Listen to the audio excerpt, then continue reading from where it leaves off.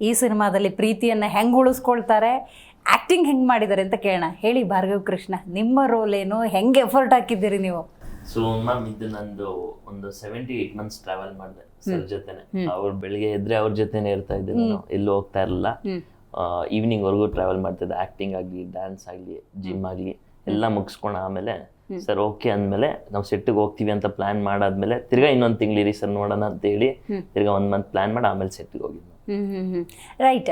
Cinema ಇಂಡಸ್ಟ್ರಿಗೆ ಬರಬೇಕು ಅಂತ ಏನಾದ್ರು ಚಿಕ್ಕ ವಯಸ್ಸಲ್ಲಿ ಕನ್ಸ್ಕೊಂಡಿದ್ರ? ನಾನು ಒಂದು ದಿವಸ ಟಿವಿಲಿ ಬರಬೇಕು, ನಾನು ಒಂದು ದಿವಸ ಸಿನಿಮಾದಲ್ಲಿ ಆಕ್ಟ್ ಮಾಡಬೇಕು ಅಂತ ಇತ್ತಾ? Okay okay. ಆದ್ರೆ ನಾನು ಎಲ್ಲೂ ಹೇಳ್ಕೊಂಡಿರಲಿಲ್ಲ. ಎಷ್ಟು ಆಸೆ ಇತ್ತು ಅಷ್ಟೇ ಭಯನೂ ಇತ್ತು ನನಗೆ. ಯಾಕೆ? ಆಕ್ಟ್ ಮಾಡೋದು ಅಷ್ಟು ಈಸಿ ಅಲ್ಲ. Any inspiration? ಈ ಹೀರೋ ಥರ ನಾನು ಕಾಣಿಸ್ಬೇಕು, ಅವ್ರದ್ದು ಆ ಸಿನಿಮಾಗಳು ಇಷ್ಟ? ನಾನು ಫಸ್ಟ್ PVR ಅಲ್ಲಿ ನನಗೆ ನೆನ್ಪು ಉಳ್ಕೊಂಡಿದ್ದ ಸಿನಿಮಾ ಅಂದರೆ ಬಿಂದಾಸ್ ಅಪ್ಪು ಸರ್ದು. Okay okay. ಅಲ್ಲಿಂದ ನಾನೊಂದು ಕಾಣಿಸ್ಕೋಬೇಕಂತ ಹೇಳ್ತಾ ಇದ್ರೆ ನಮ್ಮಮ್ಮ ಯಾವಾಗ ಹೇಳ್ತಾಯಿದ್ರು, ಫಸ್ಟ್ ಮನೆ ಮಗ, ಆಮೇಲೆ ಹೋಗಿ ಇಂಡಸ್ಟ್ರಿಲಿ ಹೀರೋ ಆಗೋ ಅಂತ. ನಮ್ಮಮ್ಮಂಗೆ ಹೇಳಿದೆ, ನೋಡಿ ಮನೆ ಮಗನೂ ಆಗಿದ್ದೀನಿ, ಇದು ಆಗಿದ್ದೀನಿ. ಓಕೆ. ಈಗ ಸಿನಿಮಾ ಇಂಡಸ್ಟ್ರಿಗೆ ಬಂದಿದ್ದು ಅಫ್ಕೋರ್ಸ್ ಡ್ರೀಮ್ನ ನೀವು ಫಾಲೋ ಮಾಡಿದ್ದೀರಿ. ನಾಯಕ ನಟ ಆಗಿಲ್ಲ ಅಂದರೆ ಏನಾಗ್ತಾ ಇದ್ರು ಭಾರ್ಗವ್ ಕೃಷ್ಣ ಅವರು? ಮ್ಯಾಮ್, ನಂದು ಆ್ಯಕ್ಚುಲಿ ಪ್ರೊಫೆಷನ್ ಬಂದು ನಂದು BB ಇಂಟರ್ನ್ಯಾಷನಲ್ ಬಿಸ್ನೆಸ್ ದುಬೈಯಲ್ಲಿ ಕಂಪ್ಲೀಟ್ ಮಾಡಿದ್ದೀನಿ. 3 months ಶೋಬಲ್ಲಿ ಟ್ರೈನಿಂಗ್ ಮಾಡಿದ್ದೀನಿ.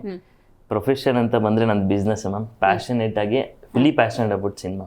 ಓಕೆ. ಅಪ್ಪನ ಸಪೋರ್ಟ್ ಹೆಂಗಿದೆ ಹಂಗಾದ್ರೆ? ತುಂಬ ಚೆನ್ನಾಗಿದೆ ಮ್ಯಾಮ್. ನಾನು ಅಪ್ಪ ಇಬ್ರು ಮನೆಯಿಂದ ಬಿಡಬೇಕಾದ್ರೆ ಸೆಟ್ಟಿಗೆ ಬರೋರ್ಗು ಅಪ್ಪ ಮಕ್ಕಳೇ. ಅಲ್ಲಿ ಬಂದು ನಾನು ಕಾರ್ ಹೇಳಿದ್ರೆ ಅವ್ರ ಪ್ರೊಡ್ಯೂಸರು, ನಾನು ಆರ್ಟಿಸ್ಟ್. ವಾ, ಏನ್ ಸರ್ ಇದು?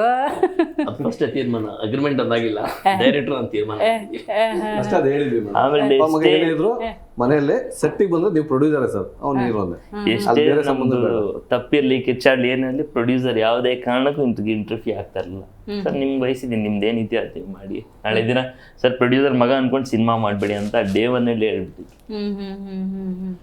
ಸೊ ಸರ್, ನಿಮ್ಮ ಸಪೋರ್ಟ್ ನಿಮ್ಮ ಮಗನಿಗೆ, ಅಫ್ಕೋರ್ಸ್ ನೀವು ಈ ಸಿನಿಮಾಗೆ ಪ್ರೊಡ್ಯೂಸರ್ ಆಗಿದ್ದೀರಿ, ಬಟ್ ನಿಮ್ಮ ಅನುಭವದಲ್ಲಿ ಬೇಕಾದಷ್ಟು ಸಿನಿಮಾಗಳನ್ನು ನೋಡಿರ್ತೀರಿ, ನಟನೆಯನ್ನು ನೋಡಿರ್ತೀರಿ, ಇಡೀ ದಿವಸ ಶೂಟಿಂಗಲ್ಲಿ ಆಗುವಂಥ ಕೆಲವೊಂದು plus minus observe ಮಾಡಿರ್ತೀರಿ.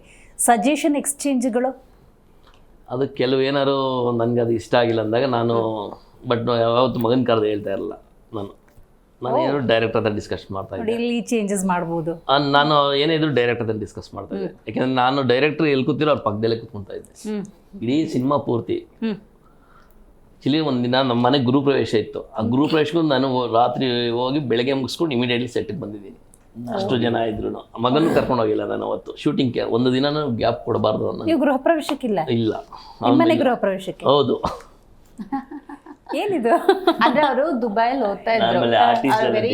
Short time ನಂದು ಅಭ್ಯಾಸ ಏನಂದ್ರೆ ಏನಾರು ಒಂದು ಕೆಲಸ ಹೇಳಿದ್ರೆ ಅದು ಕರೆಕ್ಟಾಗಿ ಆಗೋ ತನಕ ಮಾಡಬಾರ್ದು. ಅದು ನಮ್ಮ ಮನೆಯವ್ರ ಇಷ್ಟ, ಆ ಡೇಟಿಗೆ ಮಾಡಬೇಕು, ಚೆನ್ನಾಗಿದೆ ಅದು ಮಾಡಿ, ನಾನು ಬರ್ತೀನಿ, ಮಗ ಬರಲ್ಲ, ಶೂಟಿಂಗ್ ಅಲ್ಲಿ ಇರ್ತಾನೆ. ಓಪನ್ ಆಗಿ ಹೇಳಿದೆ. ಆಮೇಲೆ ಬಂದು ಅವ್ನ ಮನೇಲಿ ಇರ್ತಾನಲ್ವಾ.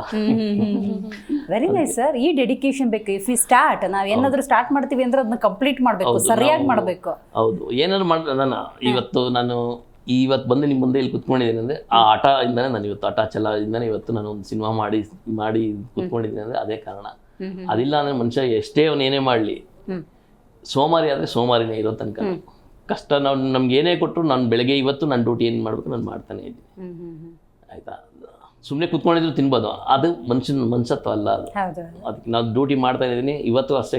ನಮ್ದೇನು ಕಷ್ಟ ಇದೆಯೋ ಅದನ್ನ ಮಾಡ್ತಾನೆ ಇದ್ದೀನಿ ಅಷ್ಟೇ. ಅದನ್ನ ಮಾತ್ರ ನಾವು ತಪ್ಪಿಸಲ್ಲ. ಯಾಕೆಂದರೆ ದೇವ್ರು ಕೊಟ್ಟಿದ್ದಾನೆ, ಅದನ್ನ ಕೊನೆ ಗಂಟೆ ಉಳಿಸ್ಕೋಬೇಕಂದ್ರೆ ನಾವು ಆ ಕಾಯಕ ಮಾಡಲೇಬೇಕು. ನಾವು ದೇವ್ರು ಗಟ್ಟಿ ಇಟ್ಟಿರೋ ತನಕ ನಾವು ಮಾಡ್ತಾನೆ ಇರ್ಬೇಕು.